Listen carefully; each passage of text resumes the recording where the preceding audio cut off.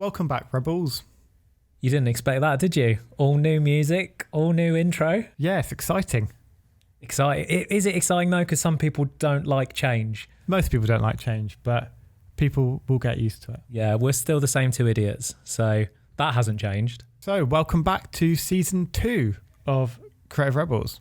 Yeah, so you guys can obviously take a lesson from this. Always watch what we're doing as well as what we're telling you to do. You will notice that, yes, this is series 2, but we didn't have a break. There was still an episode last week. And the whole reason that we called this series 2 is to make a big hullabaloo about it. We've been doing it for a year. And so make opportunities within your business to have a big song and dance about what you do. And there is no other reason for us launching season 2 or series 2. I don't want to call it season 2. We're British and let's stick to series 2. I'm full season 2. Oh, God, because no. everything I ever watch and consume is seasons. And iTunes calls it seasons. Well, let us know on Instagram at Rebels Create if you agree with me or with Adam. I believe it should be series 2, and that's what I'm going to stick to. But yeah, welcome to series 2. And we've only called it series 2 just to get a load of attention. So season 1 was our first year of podcasting, and now we're on to year 2. So season 2 it is. Series 2. Season 2. So we decided to make a big bang, and we're putting out 3 episodes today, and they are some of my favorite episodes that we've ever recorded. Yeah. And starting off with this episode 1, the 1 year anniversary of last year, our first guest was Emma Gannon. Now we're back with Emma Gannon for episode 1 of season 2. Yes, and in the first interview we did with Emma, we spoke a lot about her book, The Multi-Hyphenate Method. We touch on it in this episode, but we don't really go into depth. So I want to take this opportunity to give that book a little plug. I just think it's such an important book in that work is changing so much. Yeah, the whole landscape of the way things are going, especially in London and bigger cities, is so many more people are going into freelance gigs and kind of diversifying what they do. So people now don't have to have a Monday to Friday 9 to 5. They can have a Monday to Tuesday 9 to 5 doing this, and then spreading their work across the week in different ways, working for different people doing different things. I think it's a really nice way to be able to diversify your skill set. Yeah, and when you are a multi-hyphenate, it's all about multiple income streams from different places, not ever fully relying on one too much. And with that, it gives you a lot of extra security. And we've had messages recently from quite a few messages actually from people who've just recently been let go from their jobs. And I mean, it's fucking Wild West out there, isn't it? Like people being let go and not given redundancy packages and just all of this kind of dodgy stuff that goes on. But by being a multi-hyphenate, it's like if you are working 3 days a week in one place and then you've got your freelance photography that you're doing at the weekend, and then you've just got lots of different options. It just makes, if you do all of a sudden lose one of them, you've got something else that will then pick you up. Yeah, I suppose it's not putting all your eggs in one basket and realizing that if one does fall down, at least you've got the others to support it. And I think that's a really safe way to set yourself up. And one of the great things about multi-hyphenates is I think that quite often, I mean, not always the case, but quite often, their different careers, their different jobs that they're doing all feed into each other, and you can have this kind of nice cycle of things that work together. Yeah, I completely agree with that. A lot of skills you can learn by doing one thing can really benefit in other things, and even if you don't realize that there is a mix there. So for example, you're doing photography in one job and you're a graphic designer in another. Like there'll be ways that they can work together. Like that's where creativity really succeeds, when you get two things that seem like they shouldn't be together and mash them together. Some really great things can happen. Always look at whatever it is that you do, always look at the different ways there are to support yourself from doing that thing. If you're a watercolor painter, I don't know why I've said that, but if you're a watercolor painter, then maybe you can be selling prints, you can be selling originals, you can be teaching, you can be creating content about watercolors, you can be doing tutorials online. Like there's so many different things. It doesn't just have to be one thing that you do. While you're trying all of these different things, why not use the hashtag Creative Rebels? We've started to see a lot of people use it already this year. And it's really great to see everyone's work, to see all the things that you guys are doing, because a lot of people who haven't reached out to us before are now using the hashtag, so we can see who you guys are, which is really, really great. And some of the work you're doing is absolutely amazing. Yeah, and if you guys go to Instagram, go to the little magnifying glass and search Creative Rebels and follow that hashtag, then you can see other people in our community who are creating amazing work. And I mean, if you're using that hashtag, you're guaranteed one extra like on everything that you post. We'll definitely You're going to like get it. one like. So, I mean, that's incentive.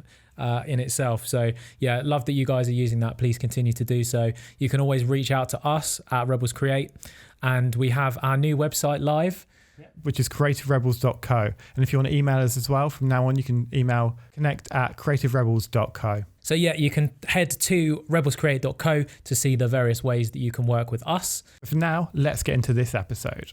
Emma is a podcaster, a speaker, a best-selling author. She's a true multi-hyphenate. I mean, she should know. She wrote the book on it. Emma's just written her first novel, which is called Olive, and is available for pre-order right now. And as well as her podcast Ctrl Alt Delete, Emma has just started hosting a new podcast called Some You Win. Emma is someone who's really followed her interests and made a career that's truly on her terms, which we think is pretty inspiring. In this episode, we talk about turning 30, the Kardashians, and having no regrets.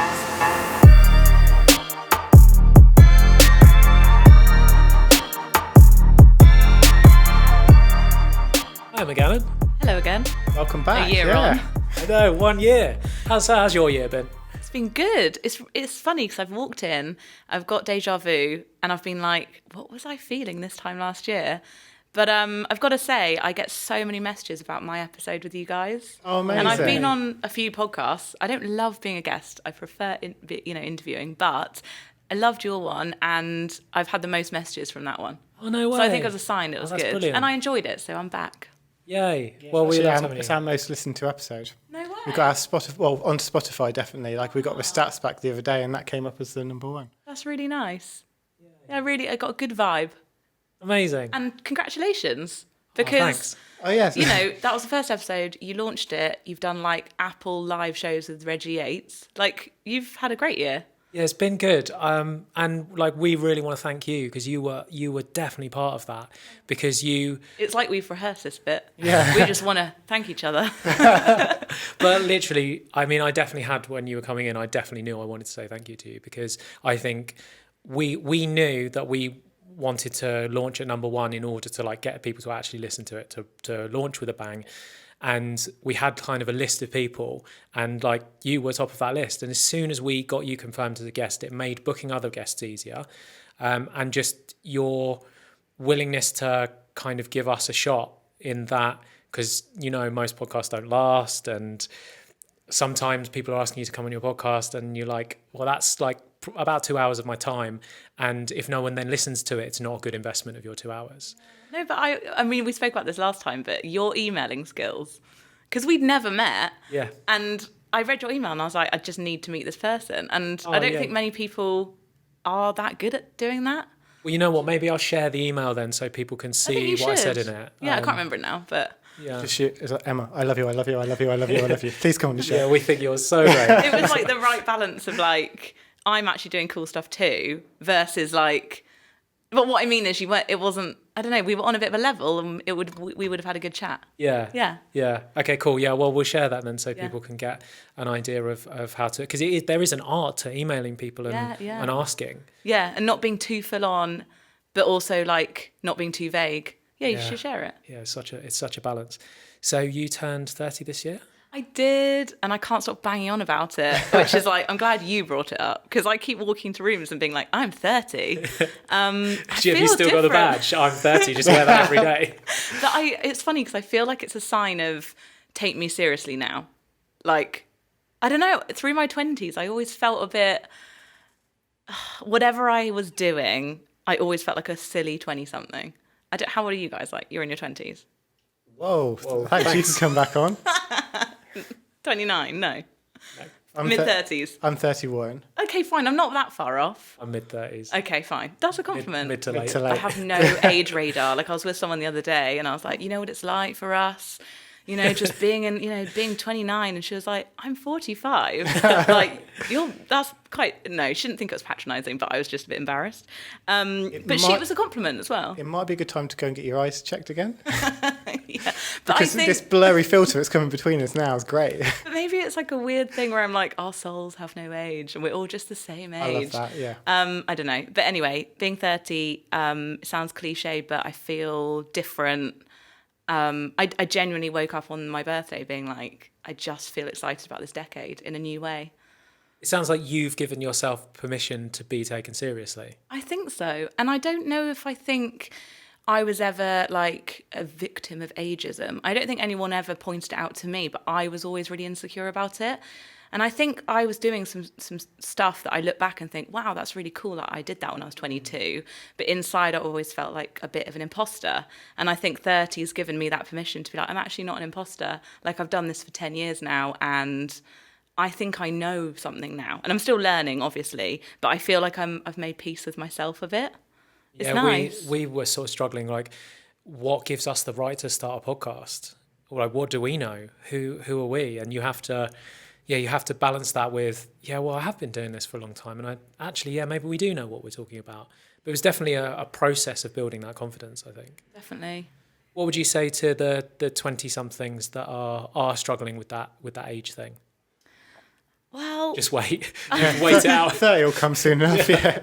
I actually think it's just really refreshing, because I'm really thankful to my 20-something self for putting myself out there, having like the reverse kind of confidence. Like, I had confidence even though I didn't know anything, which happens a lot, I think. When you're young, you feel so like, I can do that. And then now, although I feel happy with where I'm at, it's almost like I'm starting again. So I think you just have to go for it when you're in your 20s, but don't beat yourself up if you feel like other people know a bit more than you. Like, we're all learning. Yeah. One of the slides that we do in our talks when we go to universities is if you stop learning, you stop. And we kind of talk in that about how as soon as you leave uni, actually learning becomes really fun, because it's on your own terms, and you can learn about whatever you want to learn about. Yeah, great. Exactly. I was looking into it, and like everyone makes a joke about it when I say it, but when you learn something, you get the same kind of little chemical rush as you do with like alcohol and cigarettes.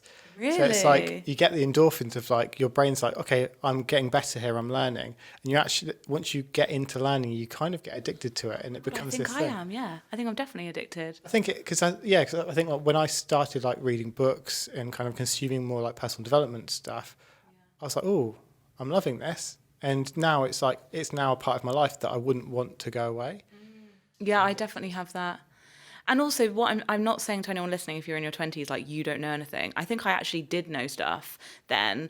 We're in a time where generationally we know different stuff. So like, my 40-year-old boss did know more than me about running a business, but I might have known more about like Snapchat filters. I don't know, that's such a cliche stereotype, but like, I knew more about like weird little technology things that maybe they didn't know. But I think what I mean is, getting older is fantastic, and in a culture that really reinforces youth as a currency. Because actually, most women, I mean, who knows if people agree with me, but like, getting older is quite scary, because culturally, like, being like young and like having clear skin, actually, like, you get quite a lot in return for that in society, which is kind of gross. So getting older, you become more invisible. That's what a lot of people say when they reach a certain age. So all I'm saying is 30 is great, and 40 and 50 and 60, I think, are just going to it's going to carry on going, I think. It's just so relaxing to like grow into yourself. It's funny because like, a lot of people that I watch on YouTube are over 30, and they're all the ones that people look up to. And you don't kind of think about them as having an age, but then when they mention it, you're like, oh shit, you're actually like much older than me. But I'm still like, well, to me, you're still like a kid, because you're running around doing silly things all the time and like having fun. Yeah. I think the importance that we put on the age is so much more for ourselves than it is for any audience, because I think if you're creating content that people resonate with, and that they like, they don't care if you're green, black, white, blue, whether you're 100 years old, if you can help their life in some way. It's like I always say, people don't tune into this podcast because of how bloody hilarious and handsome we are. Like, well, I mean, So that's why you put a video up. but like, the reason people tune in is because they know that they're gonna hear an interview with someone that's possibly going to help their life, help their career in some way. So I think that's always going to go. But they're not going to go, oh, those guys are old or young or anywhere in between of whatever. That's just something you worry about yourself, I think. Yeah, because I always talk about how you're always just that a little bit further in your journey than someone else is, because someone else is just getting started now. So if you've been doing it for 6 months, you know more than someone who's just started. So you can still teach people. And it's like, no matter what it is, if I wanted to learn about, I'm going to think of a really random thing now. Archery. If I wanted to learn about archery, then I could do that for 6 months and know way more than most people, because most people have never done archery. And I could start a blog on archery that would help loads of people, because I'm already further along than they are, because I've just done the research already. Totally. There's a page in the multi-hyphen method about how I believe like anyone can be an expert in something, and like I thought that would get more backlash. I'm not saying like, by the way, I'm a brain surgeon on the side. Like, I don't think it's possible to like dip into certain things, but you can create like an expertise in something pretty niche these days, literally from like watching YouTube videos, which is kind of cool. 100%. Like what Adam said there about 6 months is like, think about how long actually 6 months is. If you went deep into brain surgery for 6 months, you would know so much more than the average person on the street, and you probably could start a blog or a podcast or something about brain surgery if you actually put 6 months research into something. I mean, there's something about us all sitting around the table being like, we could do that. I could be a brain surgeon. But isn't that the beautiful thing about being a multi-hyphenate? It's true. That the possibilities is like whatever is exciting to you. I think the only problem there is I don't know how many videos on YouTube there are about brain surgery. If there's not, we should start a channel. Let's learn some stuff. Who can learn the most? But it is true. And also, I find that quite refreshing, because it means that we all get to start again. Like, we all get to start from zero in whatever we want to and learn. I think there's kind of like an exponential curve of the way you learn as well. Like, those first few months, you learn so much compared to the second 6 months, third 6 months, fourth 6 months. So it's that first bit is just really fun, because you're just getting so much knowledge, because it's like, to get the basics is like, that's the fun and interesting thing. I think getting the basics of loads of different things will just benefit you in a million different ways. Totally. I mean, you must find it from doing the podcast. Like, my brain feels just so much more full of useful information now that I've interviewed all these amazing people. I'm like, I do the podcast for the audience and the listeners, but I kind of do it for myself first, and I think that's okay. Yeah. But back to the being an expert thing, what I find funny is that sometimes you can become actually quite knowledgeable in something, and this thing happens when you learn about something, you assume everyone else knows it. Yeah. And just because it's like the opposite of arrogance, you're like, oh, I know that, but I'm sure everyone else does. And for me, I had to like learn, or have other people tell me like, no, you could make a video on that, or maybe you could talk a bit about that. And I'd be like, no one would find that interesting. And I did a Skillshare video this year for the first time, which is like a kind of online learning platform. And I was like, no one's going to watch my video. And I was just talking about stuff I'd learned in terms of kind of starting a side hustle and things like that. And I had like 12,000 students on it, like all messaging me being like, that was like, I really liked that. Some of it, they were like, oh yeah, that, like some of it was a bit basic. Some of it was like really good. But I was like, oh my God, I didn't know that would be useful. So I think sometimes you kind of have to test the water and like see what people want to know more about. Definitely, yeah. We always talk about that, especially when we go into universities and stuff, and you realise how much you learn in 9 years that you just sort of think everyone knows, and we sort of really try and start from the basics, don't we? Yeah, because sometimes things will be like, oh, this is really interesting, we should talk about this, but then realising they don't even know the foundations to get to that point. And having to it's like, because you sometimes only have an hour to talk to people, not being able to get into those deep kind of really interesting things that you learn further along the line can get really hard. You're just like, oh, I really want to tell you more, but you need to know the basics first. Yeah. You can't jump ahead. We've done a university tour last year. And that's so cool. Yeah, it was really fun. It was with Adobe, and they sent us to a bunch of different unis. And what are students like these days? Do you feel like... That's a really good question, actually. Anything's changed? Yes, definitely. I feel like maybe it's because our sample size is people who've chosen to come to a lecture after hours. So they are engaged already. The learners. They are the learners, yeah. But I just felt really overwhelmed with sort of the energy and the willingness to learn, and the following through as well. So they're like Glasgow, by far and away, the students there were just incredible. And like follow-up messages that I've had from Glasgow uni students, it's just like, okay, you're really serious about doing this, which is... That was great. Yeah, really cool. So it felt different to when I was at uni, but maybe that's just because I was with the lazy crowd who wouldn't have gone to an after-hours lecture.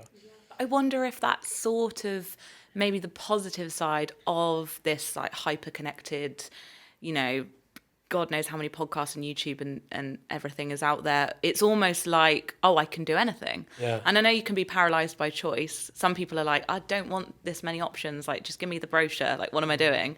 But then if I knew and I had all these role models when I was at uni, because when I was at uni, I don't know, like I had Facebook, blogging was just beginning, but I didn't have this like wealth of inspiration, I don't think. There's so much, and it's aspirational as well. We can see people who, because before, so 10 years ago, oh, it would be more now, but like 12, 13 years ago when I was at uni, there were the gatekeepers, and the heroes that we were looking at were the chosen ones who've been put on the BBC or wherever. Whereas now people are seeing like Instagram and podcasts and whatever it may be, and I think that's a lot more. They gain a lot more sort of inspiration from that. Yeah, like everything's been leveled a bit, which is so good. I don't know if it's almost like, because we used to kind of like slag off unis for like not supporting people in like going into freelancing or going to things on their own.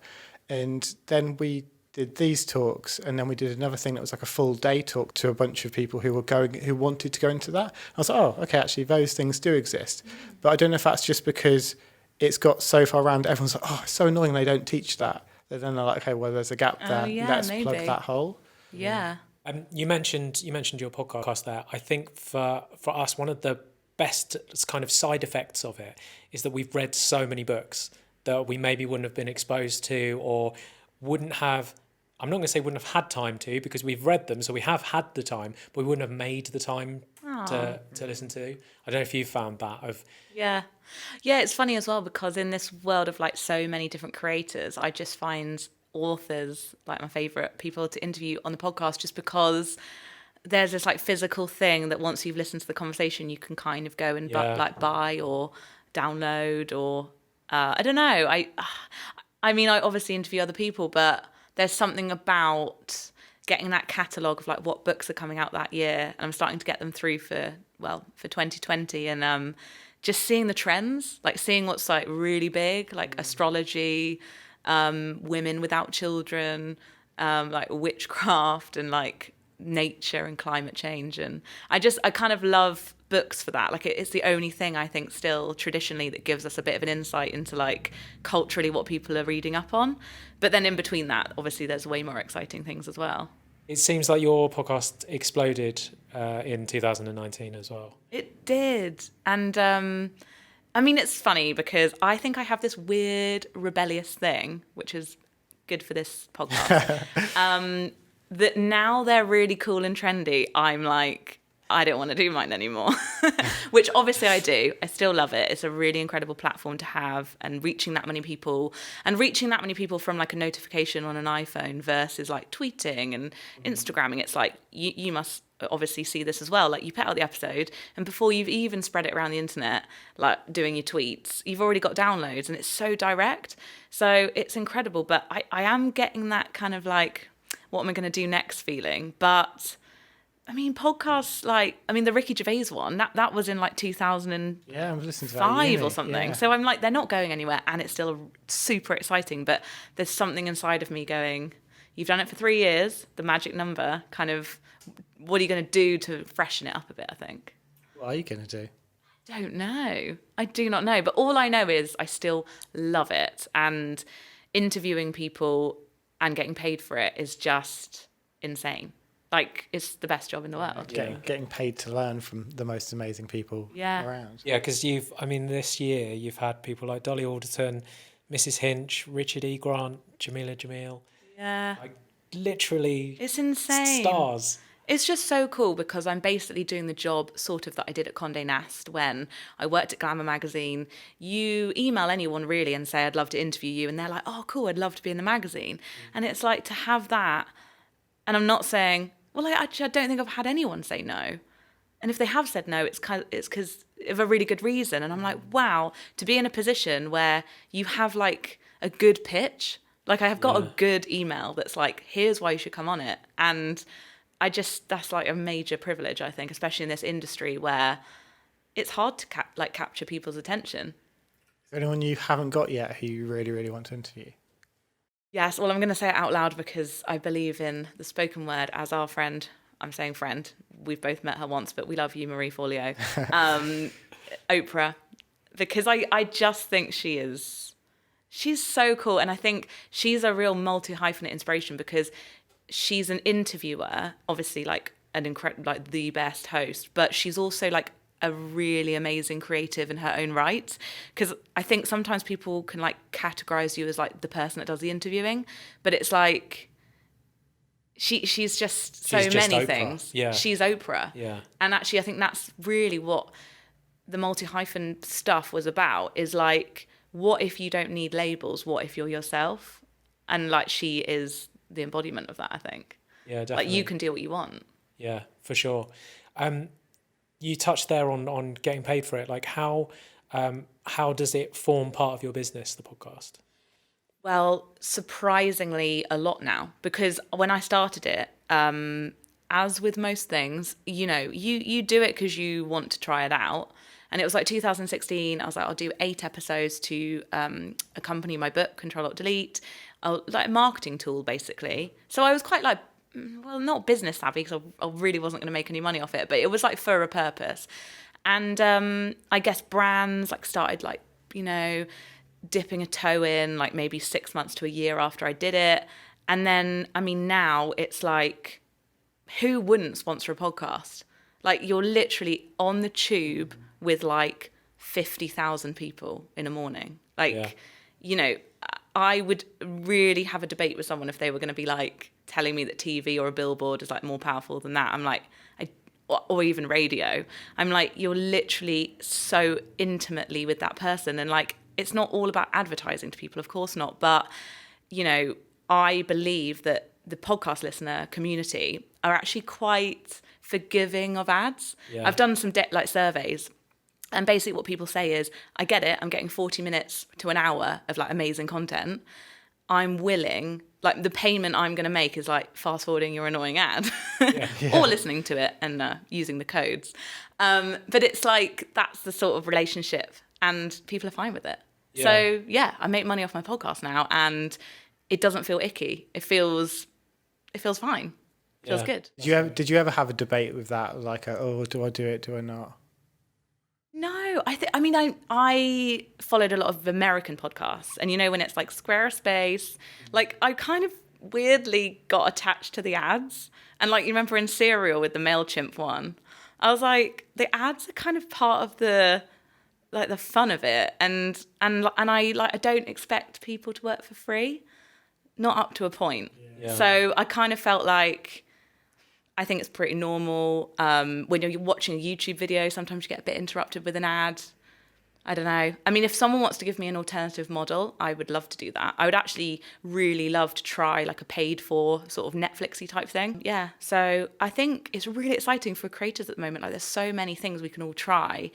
And like, there's something called Substack, I think it's called. Yeah. And I spoke to the founder about maybe setting up one of those. And it's like, a paid for newsletter. I don't know. I think content doesn't, like, sometimes we need to pay for stuff, and can't pay for everything because like that would be, you know, it is insane. Like, I have a New York Times subscription, Telegraph subscription.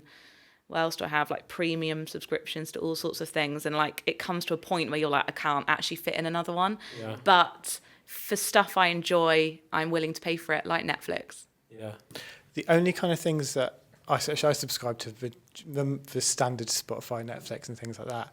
But then there'll be people who I subscribe to, like on Patreon, for example, who I'm like, I just really like your content. Yeah. And I'm getting it for free all the time, so I'm prepared to pay for that. I love Patreon. I think it's such a good model. Yeah.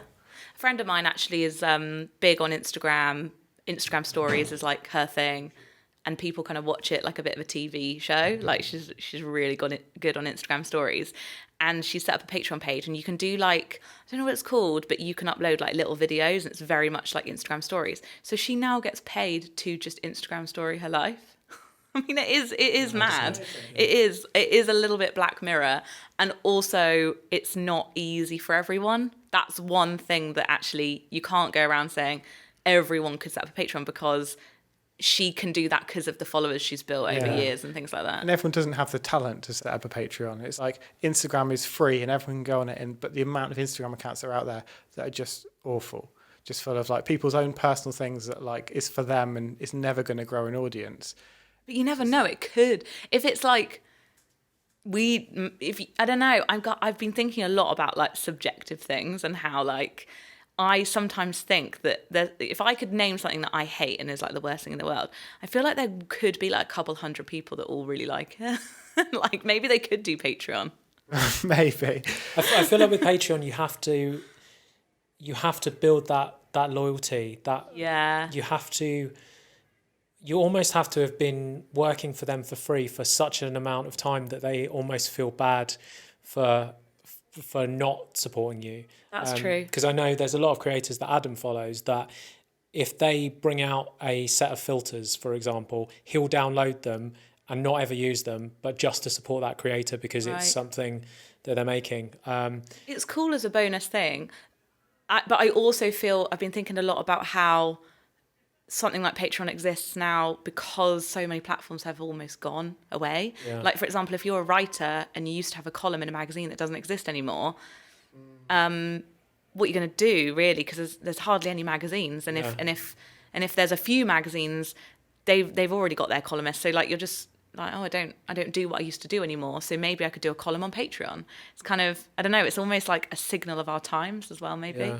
I think as well, because so many people follow thousands of people, but you don't ever see all of their content now because there's 2,000 posts a day that you don't have the time to flick through. So it's like you could just mute everyone and unfollow everyone, but people just won't. But so by having something like a Patreon feed that is like everything on there you've paid for, it's like this curated news or curated content feed. Yeah. That you can pick everything that's going to be on there. Yeah. I mean, I also have a thing where I really don't ever want to spread myself too thin. And I feel like I've actually got a Patreon page, but it's like there and it's kind of a bit dormant. But I feel like sometimes you do have to pick a few things and really focus. And if you have like 8 different things you're trying to manage, it can be like really insane. And then you're kind of not doing either of them very well. I don't know. How do you decide what to pick and what not to? Well, I think the podcast is like my main focus now, to be honest. So I'm going with that. And if someone's like, oh, do you want to do a video series or do you want to do this? I'm like, well, I'd prefer to just do it on the podcast. Like kind of just bring everything back to the thing I know I'm good at and that's working well. And I think sometimes you kind of have to just like look at what's working and what's not and just kind of like go with it, not overthink it too much. How much time do you give it before you say, oh, no, that's not working? Well, that's a good point. Because I guess I know that there's a 3-year thing. Sometimes just like, this really just needs to go. And there's nothing wrong with giving up on stuff. I feel like we've got such a stigma against this whole like quit, like you're a quitter. It's like, yeah, I quit it. And I'm a winner because I quit that weird, horrible thing that wasn't working. Yeah, some things don't work. And do you know what? There's so many things I've tried and that have failed. And I actually got, you know, that on Facebook thing, it does the like 7 years ago today. Yeah. I keep getting these like 6 years ago today, 7 years ago today. You launched this website. I'm like, what? And it's like this weird idea I had where I was like, I'm going to do a magazine based on this. And it's like, I've had so many things I've done and then deleted or like trialed and it like did not work. And it's like, everyone only sees the things that I've done that have worked. And then they assume like, oh, it all just worked for you. Oh, you were just lucky. These things just, the first time you did them, they just took off and they were great. Yeah, but then also I think I've got a selective memory because I don't remember those websites. So I clearly, if it doesn't work, I'm like, erase it, like, gone. That's good. You don't dwell on it. I don't dwell on it at all. I almost think it's part of it. And I don't know, it's just like, I don't think like anyone owes me anything. Like, as in, if it doesn't work, like, for example, if I launch Patreon and, like, no one wanted to go on it, that's not their fault. Yeah. Like, no one owes me payment for my work. Like, I just feel like, but if it works, great, I'm doing something of value, let's carry on going. What would you say, then, since we spoke last, what would you say that you have learnt in the last year? That's a good question. I think I've learnt It's quite a depressing answer, though. That's okay, isn't it? Sure, let's see where it goes. I think that you never stop learning, but also it doesn't really get easier. Right. So I've just written another book. I spent the whole year writing it. It was literally like my first book.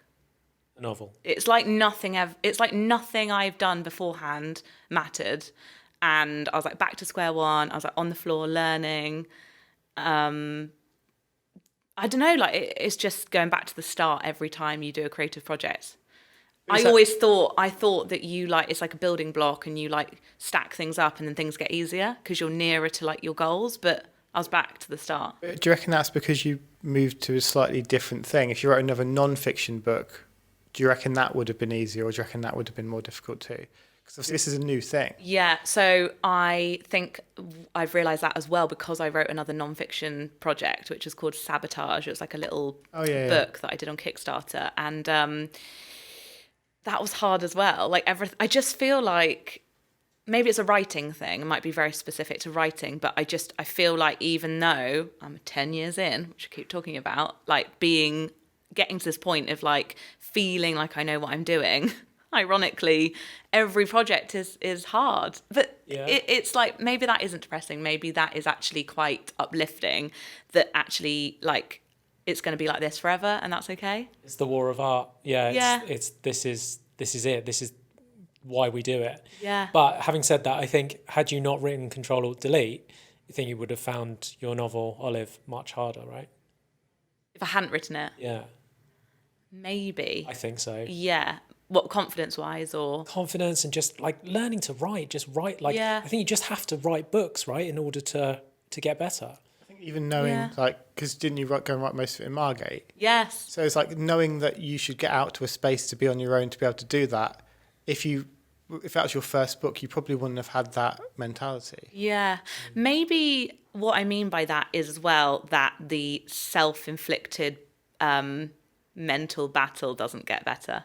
Like, as in, I had a confidence crisis writing it like I did with the second book, like I did with the first book. As in, it's a part of the process.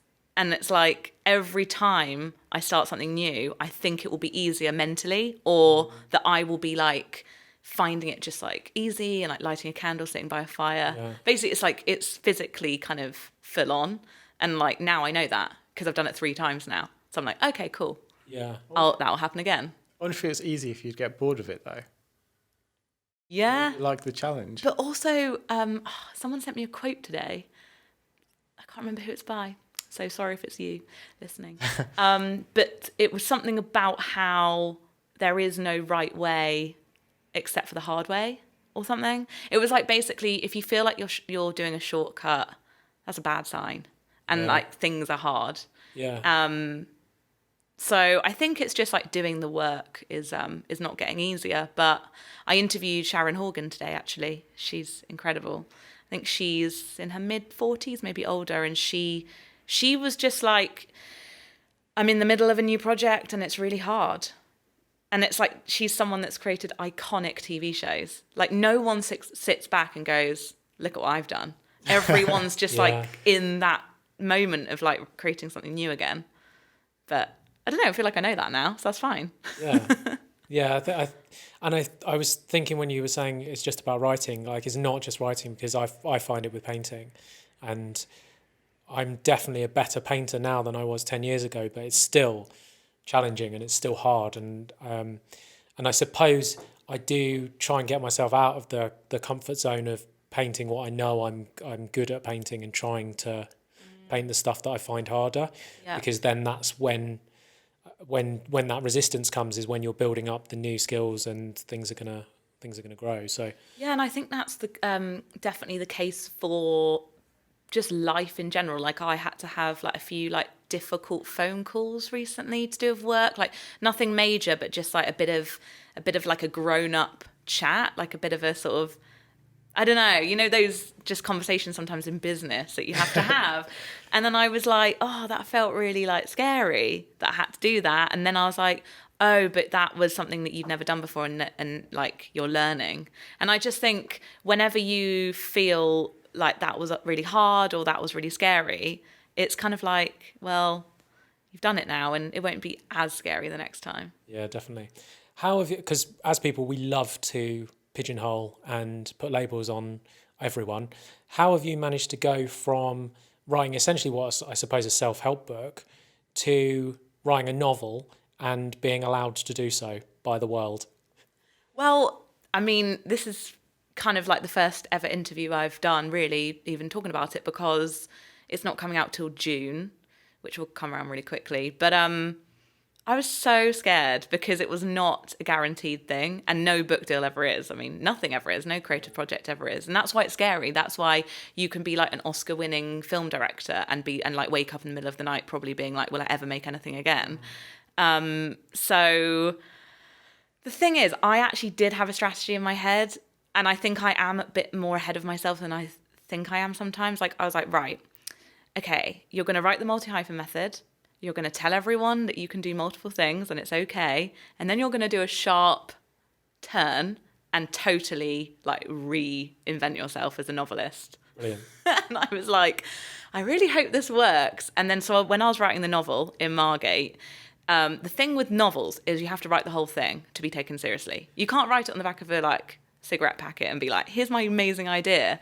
Because with a non-fiction book, you can actually get a book deal off like an amazing proposal, which is like 5 pages. Right. If you're lucky. Mostly you do have to write like sample chapters, but for the multi-hyphen method, my proposal's pretty short. And it was like, please let me write this. And they give you the money and then you have to write it. With this novel, it was like, go and write it, and then if it's good, like the whole thing, then we might give you a book deal. So it's like, I mean, I spent the whole year, like, basically every single weekend and any, you know, because I have like a full-time job now as well with the podcast and like all my other stuff. So I was back to having a side hustle. Like, I was back to being that person who was trying to carve out time for their passion. I was literally back to being like my 22-year-old self working in a job I hated, except for I don't hate the other parts of my job now. But it was so like kind of, I don't know, it was like a feeling of, yeah, you got to earn your stripes again. So I went back to the beginning, which is kind of what I meant when I was saying, you know, things just keep going back to the beginning. With the book, did you have anyone who might be interested before you started, or did you just have to write the full thing and then take it door to door and say, buy this off me?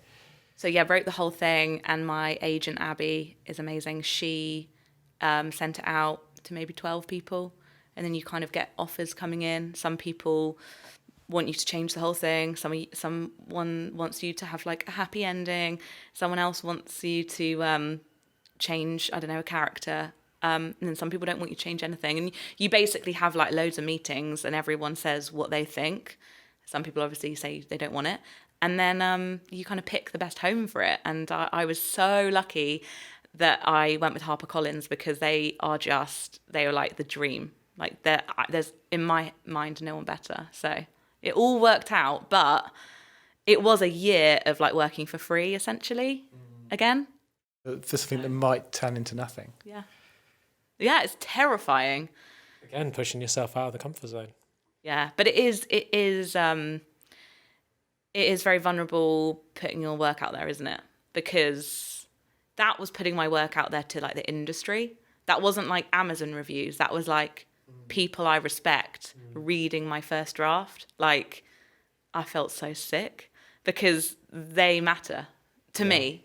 Everyone matters, but like they kind of know, they really know what they're talking about. So if none of them wanted it, it would have been, I don't know, I would have been really kind of quite gutted, quite deeply by that. But I would have had to try and write another one. Yeah. So in the book, is it, are there autobiographical elements to it? Have you like, there's an aunt who you've kind of based the character off, or is it all totally fiction? Or are you not allowed to say? I mean, it's totally fiction. Like every single character is like totally made up, but it's almost like a Frankenstein thing where it's like parts of everyone you've ever met, or a part of your friend and a part of your sister, and like an annoying trait from someone you met once in the pub. Like it's kind of like a lot of mismatch kind of ideas thrown in together. if that makes sense. But each character is like living and breathing in my head. Like I feel like I know them now. Yeah.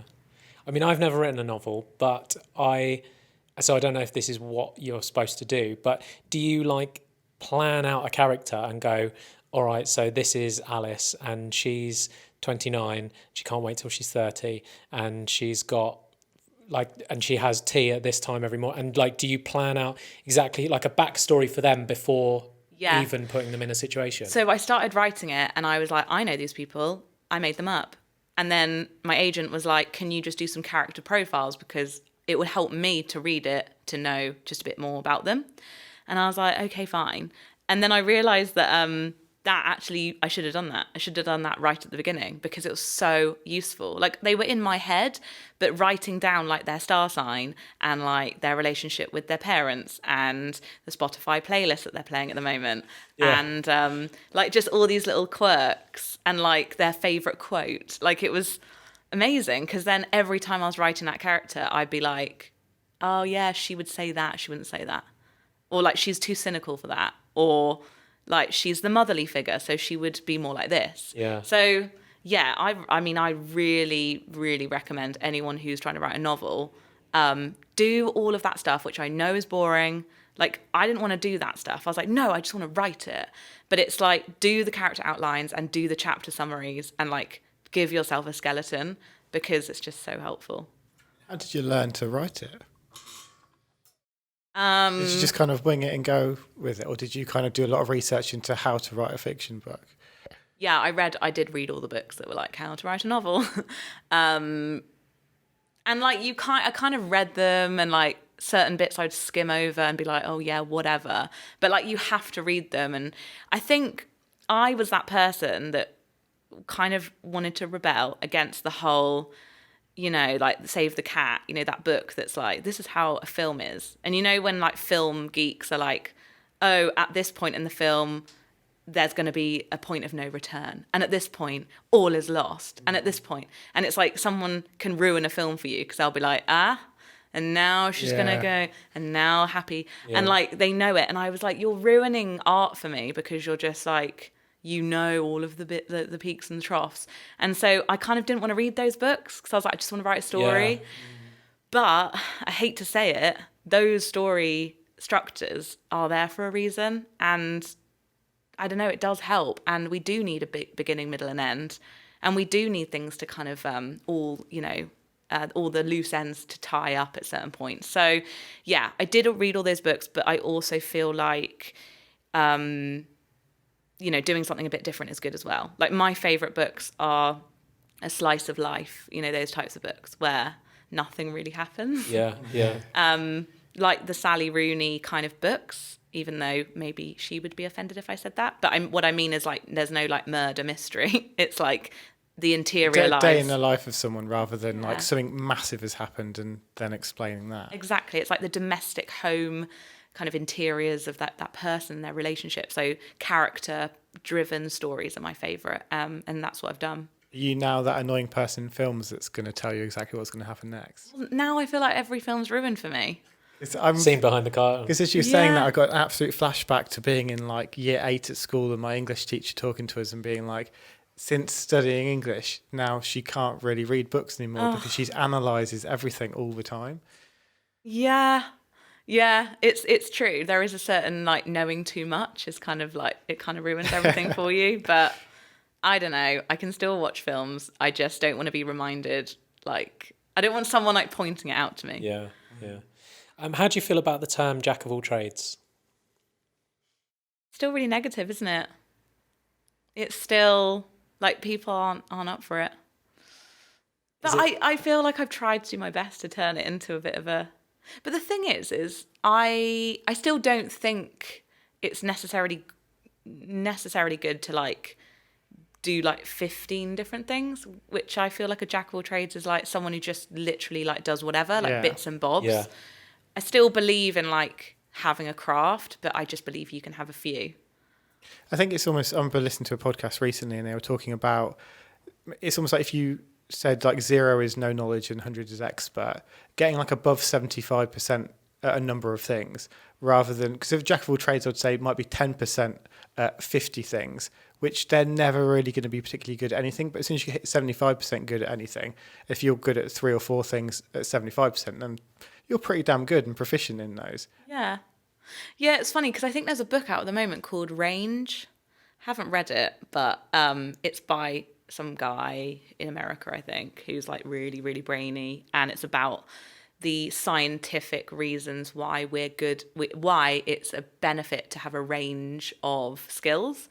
And like, I feel like he's writing what I wrote, but like people are taking it more seriously because it's like been marketed as this like, I don't know, like less self-helpy and more like I'm a researcher. Yeah. So I don't know. It's funny because with that book, like the multi-hyphen method, like has done really well. Like a lot of people have read it. A lot of people haven't liked it. A lot of people have liked it. But it's like I almost don't care anymore. Like what the actual book represents in terms of like, is it a good or bad book? I'm like, I just felt like I threw a little grenade of an idea out there and it like got people talking. And actually, that's all I wanted. Like, I just wanted to go, what about this? And then run away.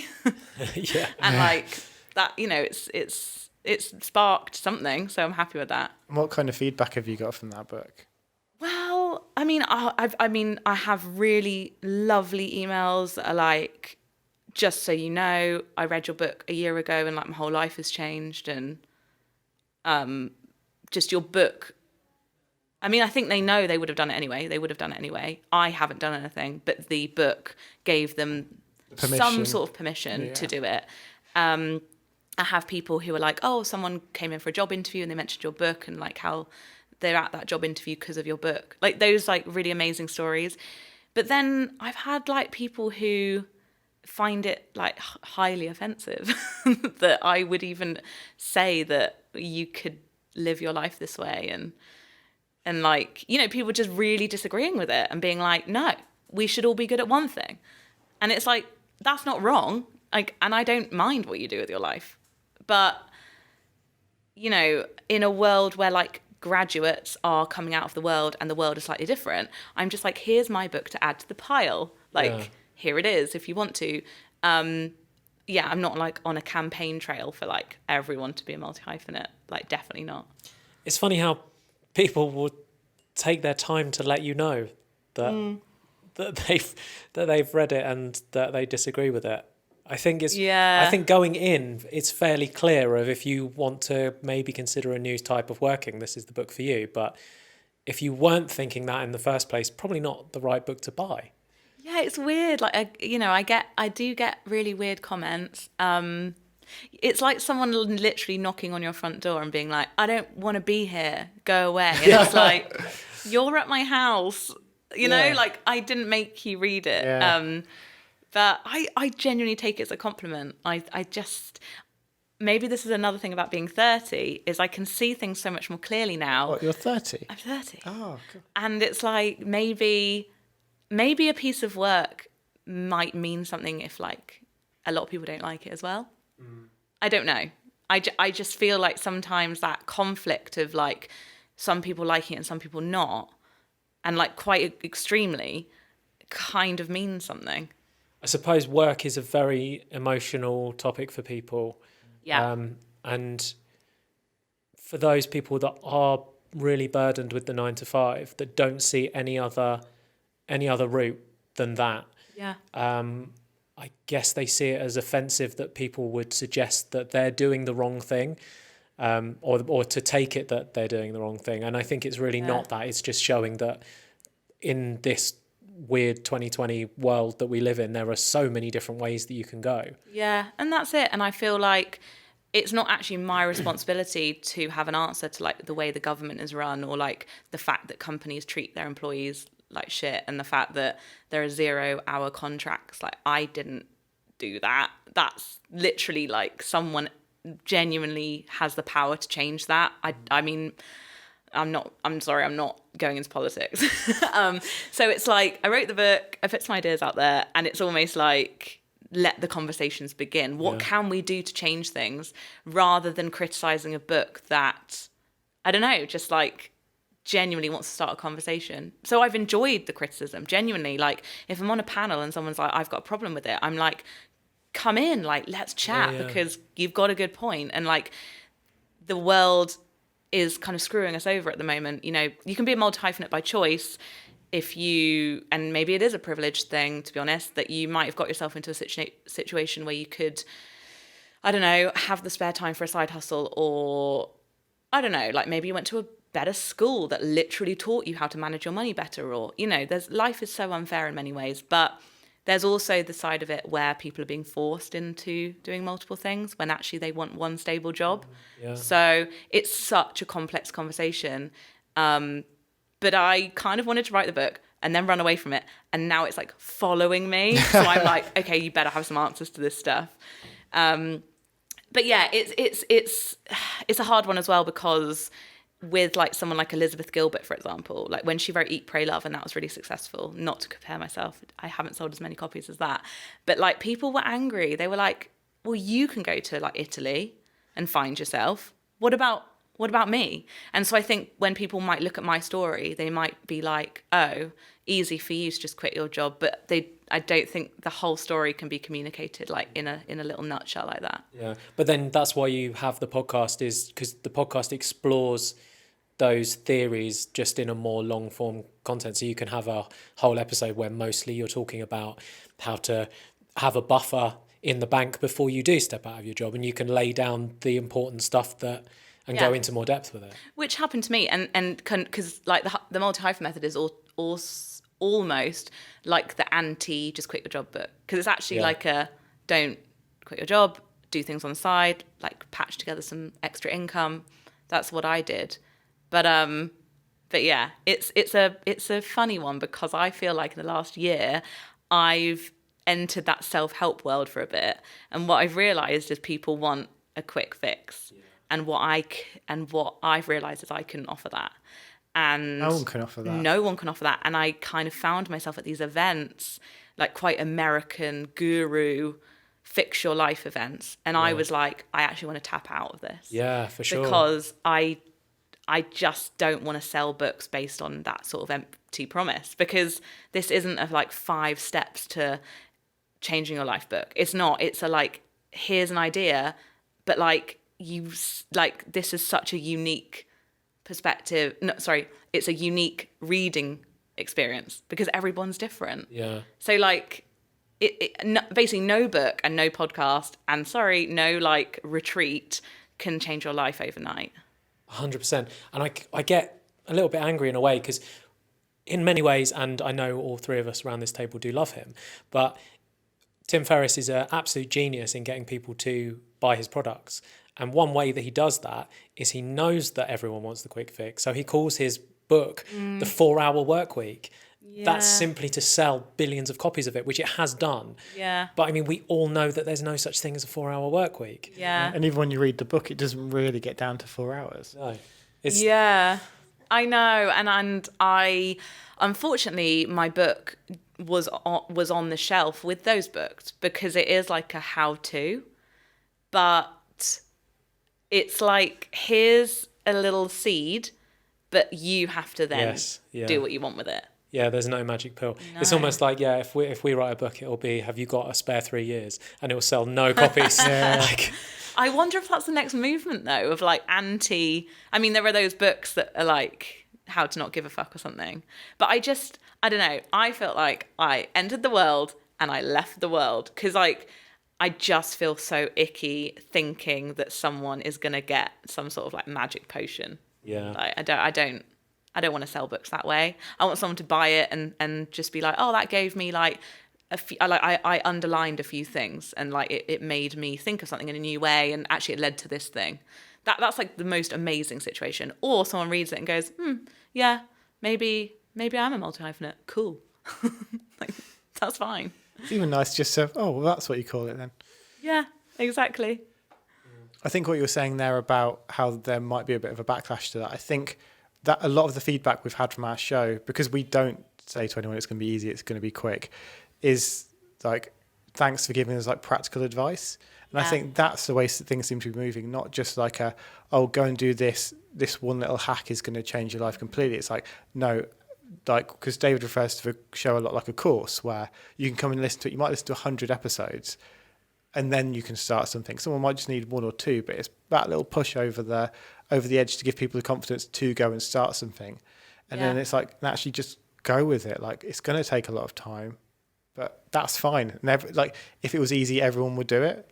Yeah, and it's like the confidence to carve your own path more than copy and paste someone else's, because I think that's another thing I've become slightly like allergic to, actually, is like panels where just one person tells their story. Like, that can be nice, that can be inspiring, but I think it's more useful to just be like, here's some practical things rather than here's what I did, because not everyone can like replicate that, or they tell their story but they don't frame it in a you can do it too, because I think there's a slight issue. I have an issue with that, of people paying money to go to an event and it being sold as like, here's the answer, whereas it's just someone's story. Do you know what I mean? Yeah, I suppose it's that human need of wanting to achieve things without putting the effort in, which again comes back to comfort zone and wanting to feel comfortable, and it's all, we're weird creatures. Yeah, and we're scared as well.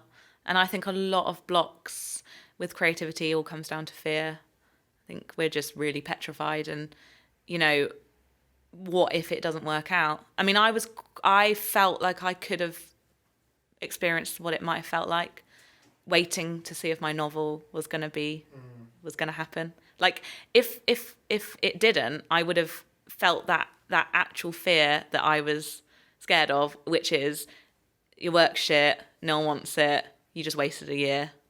But like, that is the reality for a lot of people. It's reality for me with projects that haven't worked out, and then you get over it. But it's like, it does take a slight element of bravery. It's like a different kind of bravery. Like, you wouldn't find me like hiking through a desert, but I think I can be on that like spectrum of like, let's give it a go. And I think you've built that up over time, haven't you? Because pushing publish on your very first ever blog post was probably a little bit like, it's almost like putting a diary out there, because I know you've actually stood up and read your diary in front of people. Yes, I have. So it's like, it's having that courage of saying, because I mean, your first book, Ctrl Alt Delete, is very like transparent, and it's like, these are my truths, this is what I've lived, and so I suppose it's gradually, bit by bit, you've shared more, which has given you more confidence to continue sharing. Yes. Because no one's ever said stop sharing, or the number that say keep sharing greatly outweighs the people that say don't share. That's really true, actually. I never thought of it like that. Like, I ripped the plaster off quite early on. Like, I was 25 when I wrote that book, and like, I'm 30 now. Oh, Did you know? But yeah, I think you kind of just have to keep doing it. Yeah. It's like the rap battle in 8 Mile. I know Gary Vee always talks about this, of like Eminem just comes out and says everything about him, and then the other competitors don't have any ammunition because he's just said it all himself in his own rap. So it's like, Well, exactly. And it's like, what's the worst that can happen? Like, someone sends you an email saying you're like the worst person in the world, and then you're like, oh, okay, I'll carry on living my life then. And also, I know this is quite deep, but the fear of like dying without literally trying anything is far more scary. Like, I would rather get rejected literally like 30 times in the next few years on projects I love than like literally be on my deathbed and be like, you didn't even try. I think the fear of those negative emails coming, like, we do all have them, but like they very, very rarely come. I think we've had 2 negative emails about the podcast so far, and one of them was, please can you not have so many female guests, I find their voices irritating. Oh my god, welcome to my world. Why don't you go fuck yourself, mate? People literally, well, was it a man? Of course it was, because men don't like women's voices. Not all men. Hashtag not all men. You guys are great. But it's like, I literally got comments being like, you sound like a GCSE project. You say like too much. Oh, fuck off. Things like that. Yeah. I'm glad we've raised that point. I mean, it's a thing. But I've lost my trail of thought now. Sorry. Dickhead guy saying that we have too many female guests. Yes. Because I mean, we probably have more female guests than we do male because females are doing more cool shit at the moment. Well, I love that. Thanks. I have to get more men on mine actually. Like I feel like, well, exactly. I need to readjust the balance a bit now. But what I was going to say is something that I do, and I don't know if it's consciously or subconsciously or like I don't know. I get a really nice email that like a really kind of one of those lovely ones that you're almost embarrassed reading it because you're like like I get those occasionally, and then I get like horrible ones occasionally, but then I don't believe either of them.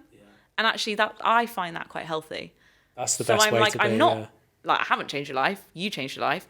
And I'm not awful. You're awful. And then you're back to like neutral, and that helps me. That's brilliant. I wish I could do that.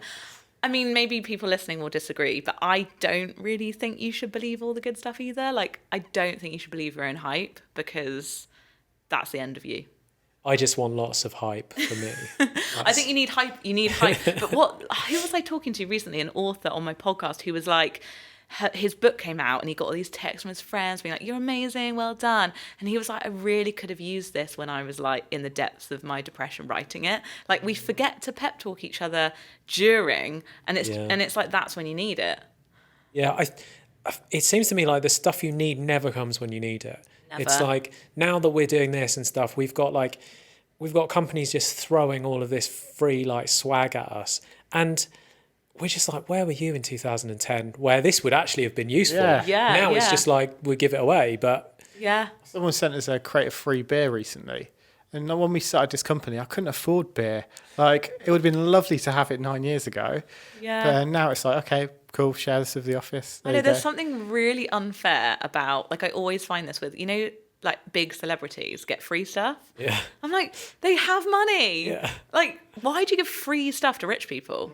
Don't get it. People who need it the least. It's like don't like get a free trip like on a private jet branded when you could pay for the private jet. Anyway. But then who are they to say no to that stuff? Well, I feel like Kim Kardashian doesn't need to do sponsored posts on Instagram. Like surely she's got enough money. That's her business. I feel like that's how she keeps rolling, is like that's her business is. Because I saw her speaking. Yeah, no, that's true. Because that's probably because I thought she would make more from like post. the TV stuff. So it seems weird to be like doing a little spawn con. For them, I think that no money is ever going to be enough. So they will always keep. I don't know what it is. I mean, it's. I think it's when you don't know if your career's short lived. Mm-hmm. Like maybe they will be around in like 50 years, but because they're kind of reality, aren't they? And reality stars normally have a shorter window of like raking in the money. Yeah. But I mean, I just think Kris Jenner is obviously a business genius. You should get her on. The way I'd love to have her on, actually. I think she'd be really interesting. Yeah, no, she would be. I mean, the way that she's created the Kylie phenomenon, it like that kind of eclipses everything that Kim's done. I can't believe we're talking about the Kardashians. I know, and what business geniuses they are. Yeah. They are. I mean, they are. They really are. They are. They really are, and that's why when people whittle like some beauty YouTubers down to just like taking a mick out of them, I'm like, no, they're like incredible business people, and like you could learn from them. I don't think people understand how fucking hard it is, especially to grow a YouTube channel, and even the booty models, man, like they're still. I was going to say grinding. Still hustling, yeah. But I mean, they are like the work that it goes into. Like, firstly, maintaining that physique was going to be exhausting, but then also the amount of work of like community upkeep and stuff. It's like to build an actual loyal following that you have to do more than just look good. And the people who maybe are there because they got you into that space because they look good initially, like the ones who are then keeping a sustained following with an engaged audience are the people who are doing more than just posting pictures of themselves. They're actually like relating to their audience. Yeah, it's a wild, wild west out there. I was actually watching a video this morning about two YouTubers who both did daily vlogs for like 3 years, like every day. One of the guys did it every single day for 3 years. And the other one took a few Every breaks. day? Every single day of his life. God, because I mean, do the our friend weekly did- podcast, and I'm like, Yeah, it's a lot. it's a lot. Our friend did like, I think 3 months daily vlogging, and it nearly killed him.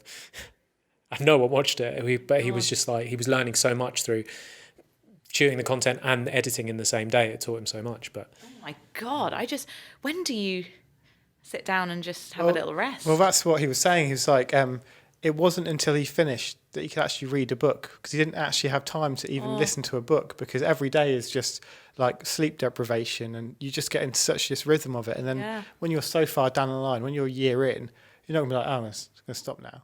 God, that is my worst nightmare. I think I've realised that I want to do the least amount of work possible. No, but I mean, like... The next book, the full stop method. How to not ever work. No, I just think spare time, like to think. Like, do you follow Ryan Holiday? Yeah. Who I love. He reads, and he treats reading as like part of his job. Like going for a walk for 3 hours and thinking is part of his job.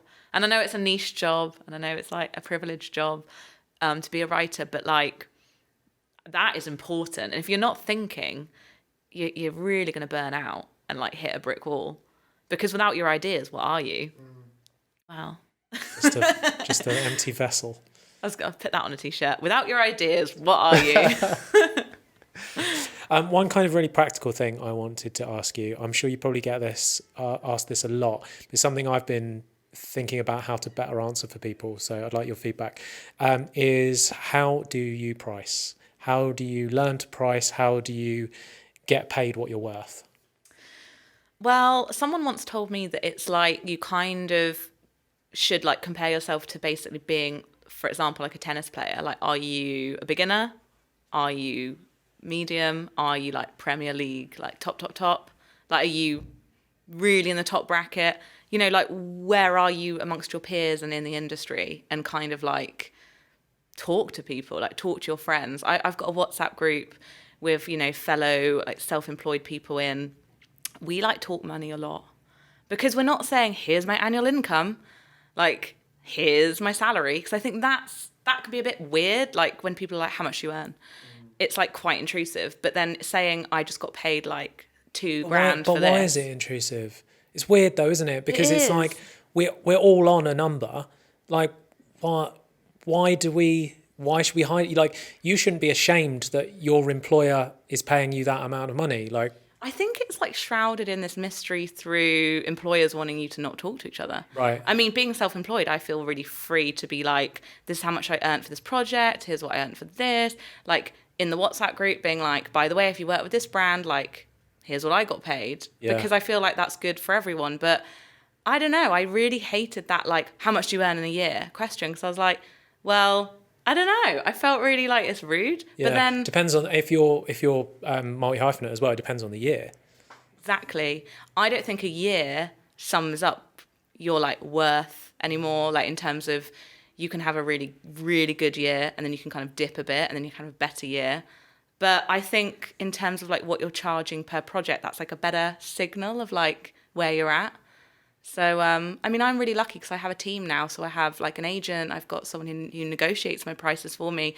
I don't really do that anymore. I've got someone who like has her head above it all, and she actually knows industry-wise like what sort of benchmarks are going on. Right. So I actually feel like she knows so much more than me when it comes to that, and I learn from her. So I'm really lucky. That's super useful. So we were really struggling we were getting asked to do a lot of speaking gigs, and we were like, not sure how much to charge. So what we did, because we've been asked to do the stuff for Apple, the first Apple talk we did, they gave us a free iPad.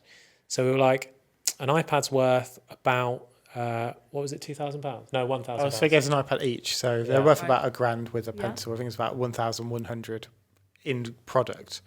So we were like, we're worth £2,200. And that's what we started charging. And then people were paying it. And we were like, oh, well, must be right then. It's just crazy. I know. I was on another podcast recently and someone was like, how much should you charge or something?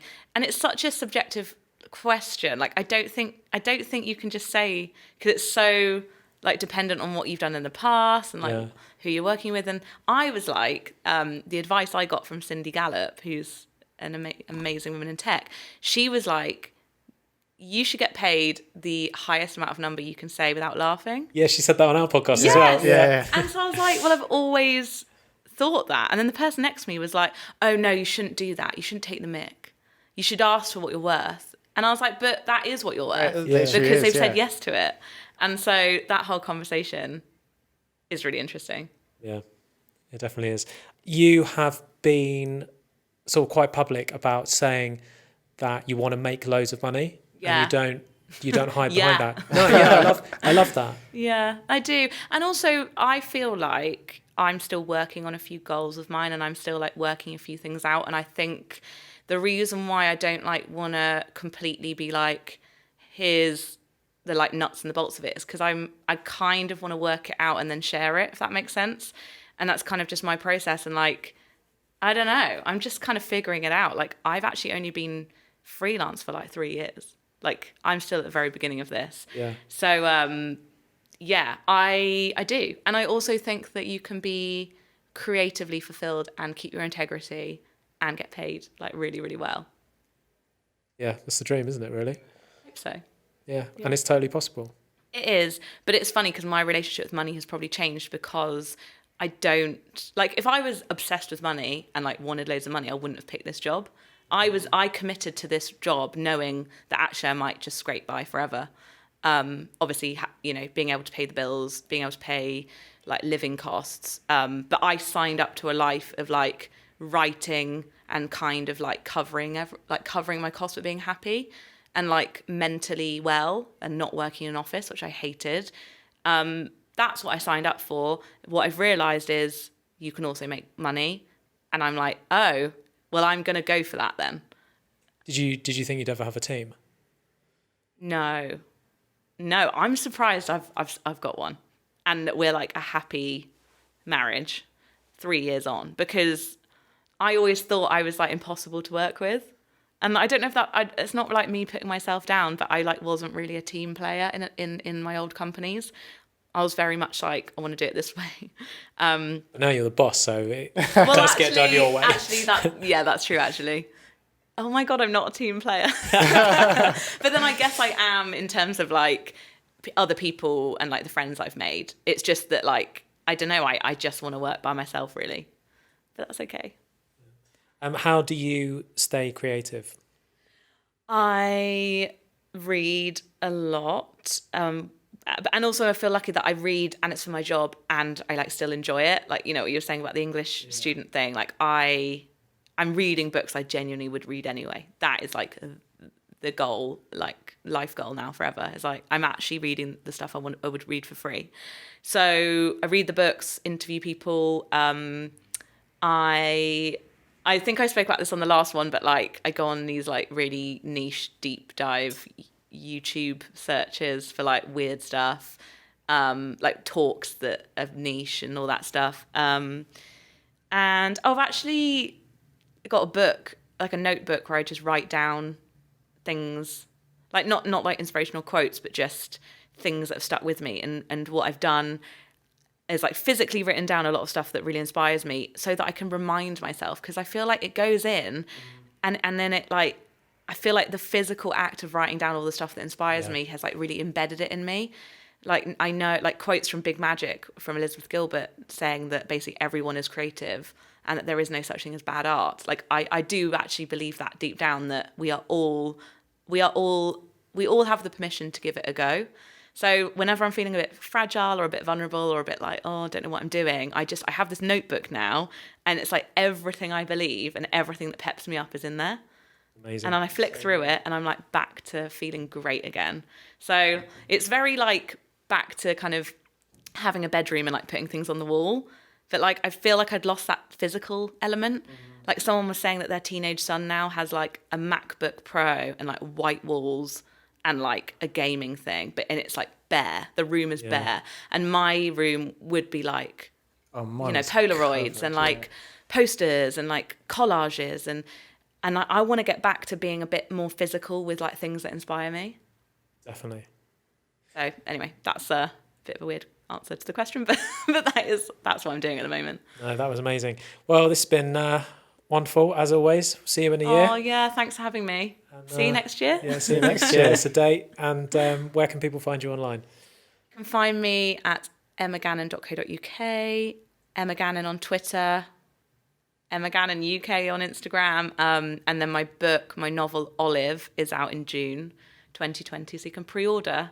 So it really helps authors. People don't know this, but like pre-order it. You won't get charged until it ships, but it shows like a support to the bookshops and stuff. So yeah.